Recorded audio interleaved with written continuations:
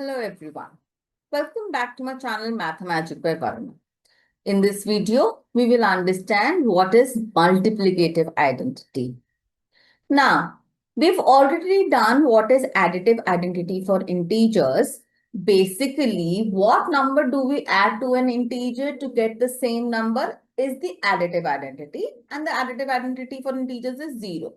In the same manner, the multiplicative identity basically means that what number will we multiply to a given integer to get the same number as the answer.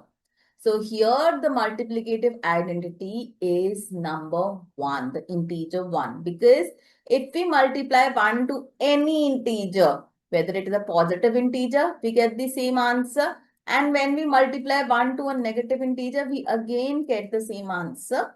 We've done these two examples, 5 and -5.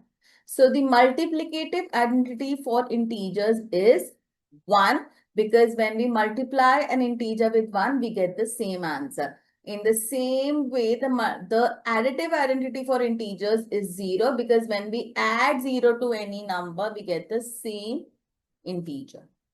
I hope the concept of multiplicative identity for integers is clear through this video. We will meet next to know about division of integers. Thank you.